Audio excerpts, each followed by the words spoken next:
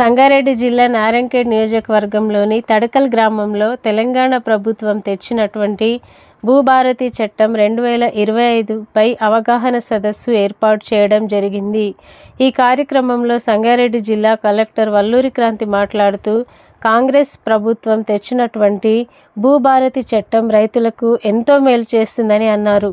భూ సమస్యలను చాలా సులభతరంగా త్వరితగతిన పరిష్కారం అయ్యే విధంగా రైతులకు భూ హక్కులు ఇచ్చే విధంగా ఈ చట్టాన్ని ఏర్పాటు చేశారని అన్నారు. ఈ చట్టంలో ఉన్న నియమాలన్నీ రైతులు అర్థం చేసుకొని ఈ చట్టాన్ని సద్వినియోగం చేసుకోవాలని అన్నారు. భూమికి హక్కులు కల్పించాలి.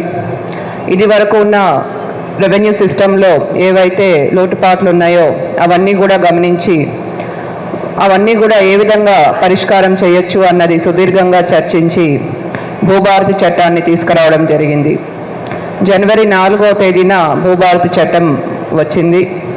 ఈ చట్టానికి సంబంధించిన నియమాలు డాక్టర్ బిఆర్ అంబేద్కర్ జయంతి సందర్భాన ఏప్రిల్ 14th నాడు అమల్లోకి తీసుకొచ్చారు. అదే నాడు భూభారతి పోర్టల్ కూడా లాంచ్ చేయడం జరిగింది. మరి దీంట్లో ఉన్న ముఖ్య అంశాలు ఏంటి?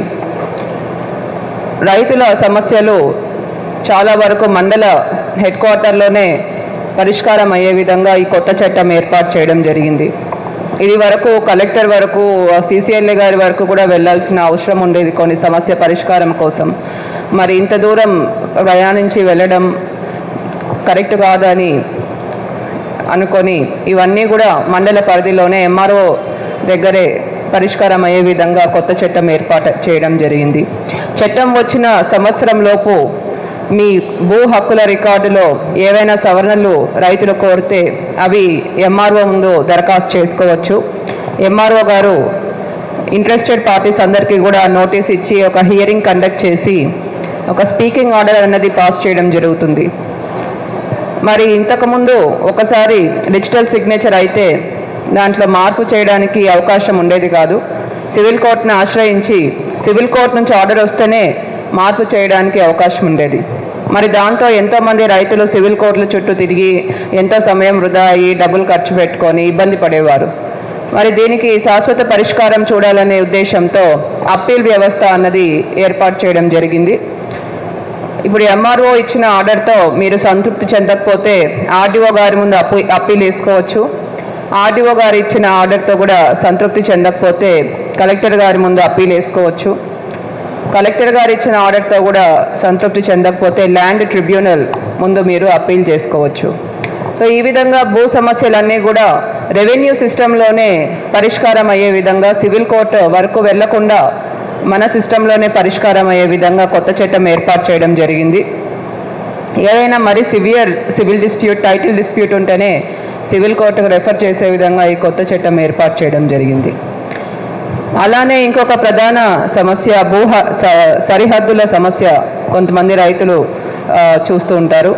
వారు వృత్తిరీత్యా కానీ ఎక్కడైనా పడావు పెట్టి వేరే హైదరాబాదు, వేరే కర్ణాటక ఇటువంటి చోట ఎక్కడికైనా వెళ్తే వచ్చేలోపు మా భూమిని ఆక్రమించారు, పక్కనున్న రైతులు సరిహద్దులు చెరిపేసి వచ్చారు, ఈ విధంగా కొన్ని మనకు కంప్లైంట్స్ వస్తూ ఉంటాయి. క్షేత్రస్థాయిలో ఈ సమస్య మీద గొడవలు, కలహాలు కూడా అవుతూ ఉంటాయి. మరి దీనికి కూడా శాశ్వత పరిష్కారం చూపించే విధంగా ప్రతి భూకమతానికి కూడా ఒక భూదార్ అనే నెంబరు ఇవ్వడం జరుగుతుంది. ఏ విధంగా అయితే ప్రతి వ్యక్తికి ఆధార్ అని యూనిక్ నెంబర్ ఉందో ప్రతి భూకమతానికి కూడా ఒక నెంబర్ ఉంటుంది. ప్రతి భూకమతానికి కూడా జియో కోఆర్డినేట్స్తో ఫిక్స్ అయిన భూమి పటం తయారు చేసి రైతుకి ఇచ్చే పట్టదారు పాస్బుక్లోనే ఆ భూ పటం కూడా మ్యాప్ పెట్టి ఇవ్వడం జరుగుతుంది. ఈ విధంగా చేయడంతో ప్రతి రైతుకు కూడా వారి యొక్క 2 ఎకరాలు 3 ఎకరాల భూమి ఎక్కడుందన్నది ఫిక్స్ అవ్వడం జరుగుతుంది. కాబట్టి ఈ భూ సరిహద్దుల కొట్లాట్లు తగ్గి ప్రతి రైతుకు కూడా ఒక భద్రతా భావం తెచ్చే విధంగా ఈ భూదార్ అన్నది ఏర్పాటు చేయాలని కూడా నిర్ణయించడం జరిగింది.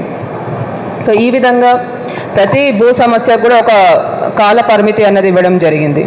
సక్సెషన్ ఫౌతీ చేయాలి అంటే 30 రోజుల కాల పరిమితి ఇవ్వడం జరిగింది. 30 రోజుల్లోగా తహసీల్దార్ ఎంక్వైరీ చేసి నిర్ణయం తీసుకోకపోతే ఆటో సక్సెషన్ అంటే ఆటోమేటిక్గా సక్సెషన్ అన్నది గ్రాంట్ అయ్యే విధంగా కూడా సాఫ్ట్వేర్లో మనకు ఏర్పాటు చేయడం జరుగుతుంది. దీనివల్ల జవాబుదారీతనం అన్నది పెరుగుతుంది. ప్రతి సమస్య కూడా నిర్ణీత కాలంలో పరిష్కారం అయ్యే విధంగా ఎంఆర్ఓస్, ఆర్డీఓస్ అందరికీ కూడా ప్రతి మాడ్యూల్లో కూడా టైం లిమిట్ అన్నది ఏర్పాటు చేయడం జరిగింది. దీంతోపాటు ఇంతకుముందు సాదా బైనామా ఇంప్లిమెంట్ చేసుకోవడానికి అప్లికేషన్స్ పెట్టడం జరిగింది. మరి అవి ఇంతకుముందు మనకు పరిష్కారం చేయడానికి అవకాశం ఉండేది కాదు. ఇప్పుడు కొత్త చట్టంలో సాదా బైనామా పరిష్కారం చేయడానికి కూడా అవకాశం ఇవ్వడం జరిగింది. ఆర్డీఓ కోర్టులో ఈ సాదా బైనామాలన్నీ కూడా పరిష్కారం అవుతాయి. అలానే ఇంతకుముందు ఇనాం భూములలో ఓఆర్సీలు వచ్చాయి, కానీ అవి ఇంప్లిమెంట్ కాలేదు. ప్రొటెక్టెడ్ టెనెంట్స్ ఉన్నారు, 38 సర్టిఫికేట్స్ వచ్చాయి, అవి ఇంప్లిమెంట్ కాలేదు. కోర్టు ఆర్డర్లు ఉన్నాయి, అవి ఇంప్లిమెంట్ కాలేదు. ఇవన్నీ కూడా ఆర్డీఓ గారి ముందు ఈ సమస్యలన్నీ కూడా పరిష్కారం అయ్యే విధంగా భూభారతి చట్టం ఏర్పాటు చేయడం జరిగింది. సో ఈ విధంగా ఏవైతే భూ సమస్యలు ఉన్నాయో చాలా సులభతరంగా త్వరితగతిన పరిష్కారం అయ్యే విధంగా రైతులకు భూ హక్కులు ఇచ్చే విధంగా కొత్త చట్టం ఏర్పాటు చేశారు. మరి ఈ చట్టంలో ఉన్న నియమాలన్నీ కూడా రైతులు అర్థం చేసుకొని ఈ చట్టాన్ని సద్వినియోగం చేసుకోవాలి. అలానే మన రెవెన్యూ యంత్రాంగం కూడా ఈ చట్టానికి సంబంధించిన ఏవైతే ప్రొవిజన్స్ ఉన్నాయో అవన్నీ కూడా రైతులు భూ సమస్యలతో వచ్చినప్పుడు త్వరగా అవన్నీ కూడా పరిష్కరించి వారికి న్యాయం చేకూరేలా అందరూ కూడా కృషి చేయాలని కూడా కోరుతూ సెలవు తీసుకుంటున్నాను.